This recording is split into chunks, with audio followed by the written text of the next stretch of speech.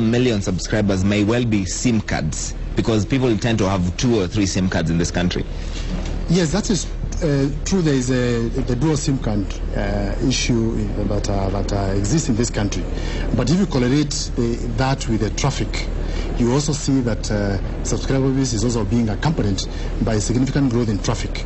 So essentially, it tells me there is a growth in the entire sector, the haptic of the services, and the Kenyans are also using them, showing that they are funding.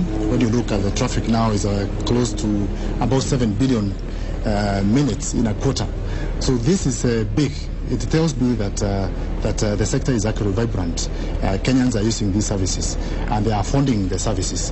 And it is a confirmation that actually, other than the SIM card, people are actually accessing these services, and they are funding them, and they are using them. All right, turning to the specifics now. Naturally, Safaricom has the largest number of subscribers, even though its market share continues to fall. Safaricom controlled 67.7% of the market. Airtel had more than 4 times fewer subscribers at 15.7%. Telkom Kenya's Orange at 10.4% market share, and Esa Telecom's U at just 6.2%.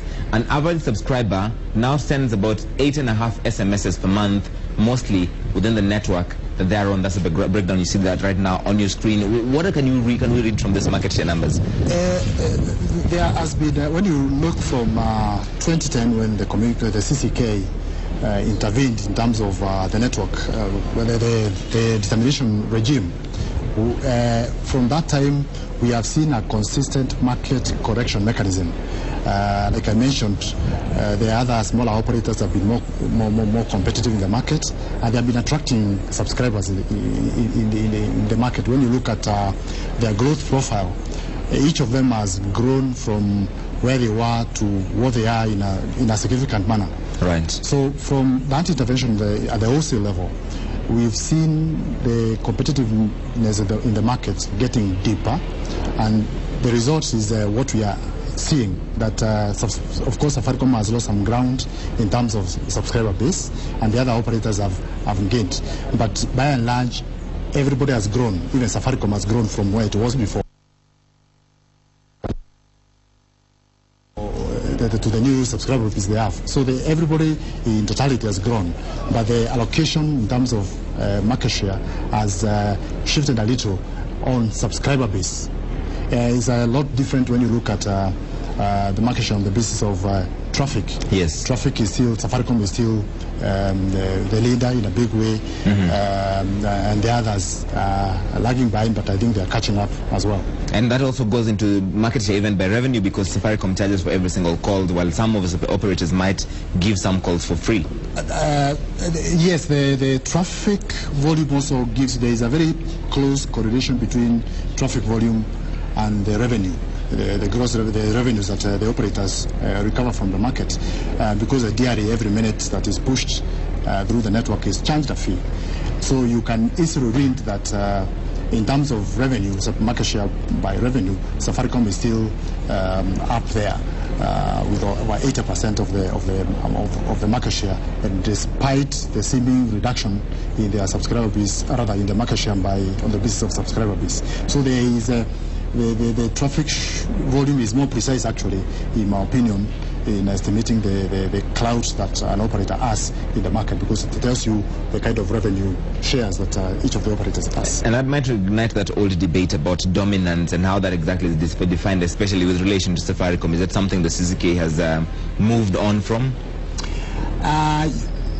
First of all, dominance is of course, I need to correct, it's not about Safaricom, it's about the sector, assessing the sector as a whole and finding out market segments where an operator is dominant. And in some segments you find Safaricom could be dominant, in other areas you find the fixed network, the operator could be dominant. What the market share helps you to do is that it helps you to ascertain who could be dominant in one or the other market segments. Right. As you recall, CCK a few months back issued a consultation paper that sought to elicit some discussions from the industry about what it felt were the dominant positions in the market.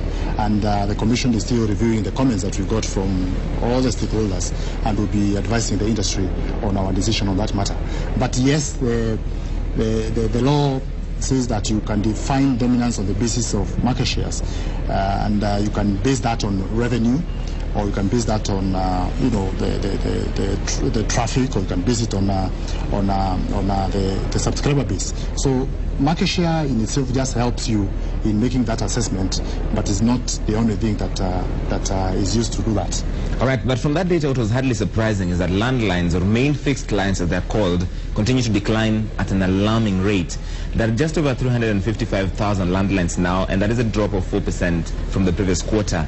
67 million minutes worth of calls were made on landlines in that period. Compare that to 7 billion minutes that were made on mobile phones. That's 7 billion with a B. What exactly is happening? Do we get to a point where we don't have landlines in this country? Larry, we must appreciate that we have legacy issues emanating from the fixed business that we've learned is from the era of KPTC. Yes. Moving forward, into and the technology that has come in terms of the mobile networks for the last 10 years. What you find is that analytically there is some substitution. There has been actually substitution because of supply constraints from fixed to mobile networks over the last couple. Of course, they're not in the same market segments, but because of frustrations of probably supply constraints that we've had in the past, people took up mobile services, and this is what has been one of the contributors to the growth, to the slide in the subscriber base for the fixed networks. But more importantly is the challenges that the fixed network operator has been facing in sustaining and maintaining the network, the copper, the vandalism, and all that. The cost of has been exorbitant, and therefore these are some of the historical issues that have actually affected how that segment has performed. Yes. All right. Yeah. And by September 30th last year, which is what this data represents, Kenya had a total of 14.3 million internet users, having risen 14%. What that means is that 36.3% of the population now has access to the internet. 80% of Kenyans who access the internet do so on a Safaricom connection. The next four sports are also held by mobile networks, and the first internet service providers using the data is Altec Kenya Data Network. It has only 0.39% of internet subscriptions in terms of market share. The others, Telkom Orange, Telkom U, Airtel, and Access Kenya, 0.21% market share. So it seems ISPs, mobile networks are now more of ISPs than traditional ISPs just because of the access they have. Yeah, the data, the internet market, like you will notice there, is a new growth area. Yes. We anticipate a lot of growth moving forward. Even in terms of regulation that we've earned in the entire sector, we have considered that segment as an asset segment that we need to keep a watch on, but also allow the ecosystem to grow and to mature. But the numbers reflect that you just mentioned reflect what has been happening in the sector for the last couple of months. We have been the undersea cables coming to the market. We have seen a terrestrial network in the country being built, and we have seen a lot of also the ISPs at the retail level. We've seen a lot of growth, but we anticipate that this sector is going to be a growth area as we move forward in terms of policy, but also in terms of regulation from where we start, because we believe that issues of e-health, e-government, e-education, all these will spice up demand for internet services in the country as we move forward. Okay, and finally, nobody apparently seems to send snail mail anymore.